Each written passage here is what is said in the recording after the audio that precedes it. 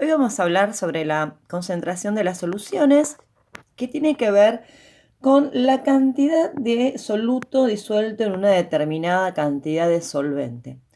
Uno puede decir, quiero un té que esté diluido o quiero un té que esté concentrado, o sea, más fuerte, ¿sí? O un café más concentrado o más cargado. Bueno, eso es algo cualitativo. También puede ser que uno puede evaluarlo en forma cuantitativa, según la cantidad.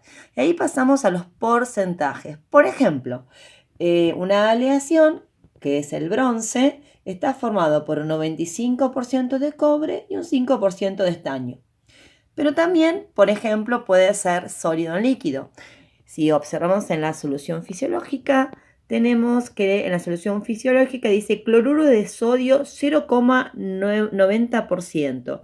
Eso significa que hay 0,9 gramos de cloruro de sodio, sal, disuelta en 100 mililitros de agua. También, por ejemplo, unas gotitas de los ojos, para los ojos, que dice un determinado medicamento está al 0,4%, el otro al 0,3%, es la cantidad de soluto disuelto en ese líquido. O, por ejemplo, el Pervinox, que dice yodo povidona al 10%, quiere decir que hay tanta cantidad de sodio, 10 gramos de sodio en 100 mililitros de agua. También el vinagre. Vinagre al 4%, ácido acético disuelto en 100 mililitros de agua. Entonces, los volúmenes, en este caso, volumen sobre volumen, es el porcentaje que se mide en líquido sobre en líquido. Cuando un líquido está disuelto en un líquido, como en el caso del vinagre, o un sólido en líquido, masa sobre volumen, como en el caso del cloruro de sodio y el agua, o en el caso sólido-sólido, como en la aleación. Bueno, la concentración tiene que ver con la solubilidad, o sea, cuando los solutos se unen, las partículas del soluto se unen con las partículas del solvente y entonces se dice que son sustancias miscibles, que se pueden disolver.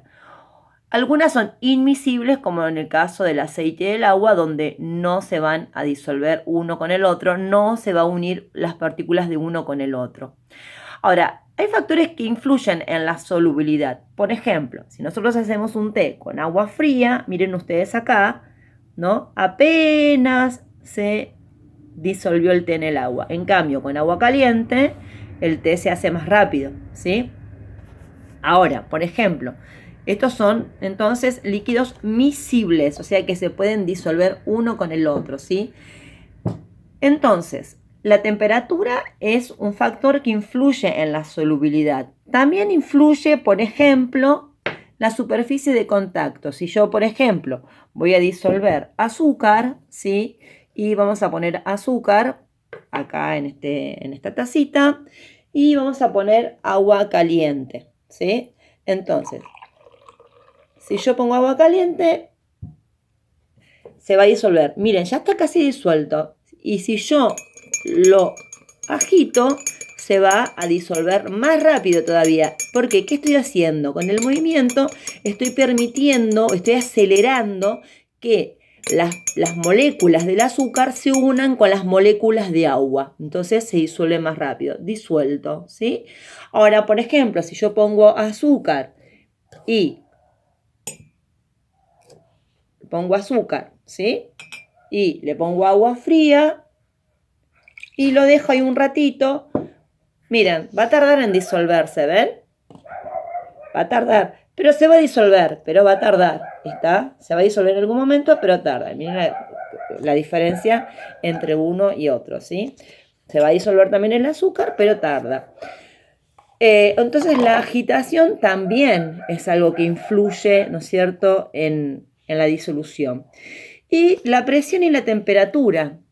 La presión, por ejemplo, en los gases, en los líquidos no influye, pero en los gases sí, a mayor temperatura, menor disolución, ¿sí? Por ejemplo, si ustedes abren una gaseosa que está en la heladera y la destapan, inmediatamente hacen el ruidito, ¿no es cierto?, de que se está escapando el gas. Entonces, al bajar la temperatura, ahí lo que hace es mantiene la disolución del gas, pero si yo pongo la gaseosa al sol, por ejemplo, ¿qué le va a pasar al gas?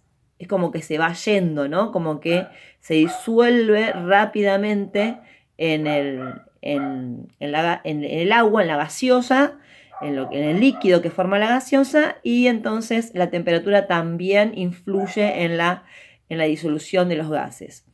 Bueno, las soluciones pueden ser diluidas, concentradas o saturadas. Por ejemplo, yo que tengo una solución diluida, hay poco soluto en relación al solvente. Acá tengo una solución, concentrada. La cantidad de soluto y solvente están en equilibrio. Ahora, si yo, por ejemplo, a esto le voy a poner, por ejemplo, azúcar, ¿sí? Le voy a poner una cucharadita de azúcar, la disuelvo, ¿sí? La disuelvo. Le pongo otra cucharadita de azúcar, se sigue disolviendo,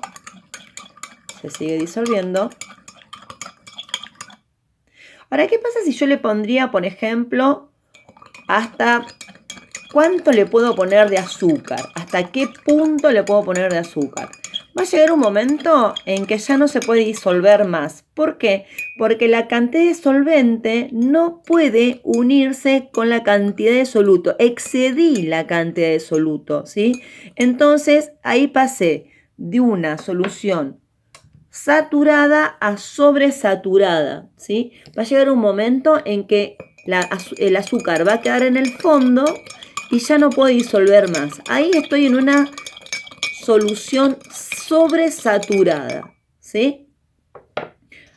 No sé si se puede llegar a ver, pero va a llegar un momento, en un ratito, vamos a ver, en 2 minutitos, vamos a ver que entonces se sobresaturó. Por lo tanto, las soluciones pueden ser diluidas, poco soluto en cantidad de solvente, concentradas, un equilibrio entre cantidad de soluto y solvente, saturada, es el límite, ahí ya está en el límite, ¿sí? De solubilidad, el punto, ¿no es cierto? A partir de ahí ya no acepta más soluto, y sobresaturada es cuando ya no acepta más soluto, ¿sí? Miren, ahí abajo se ve la cantidad de azúcar que quedó sin disolver, ¿sí? Es como ahí ya el solvente ya no acepta más soluto para disolver. En ese caso estamos en una solución sobresaturada. Entonces, volviendo a los gases, recuerden entonces que la presión y la temperatura influyen en la solubilidad de los gases, ¿sí?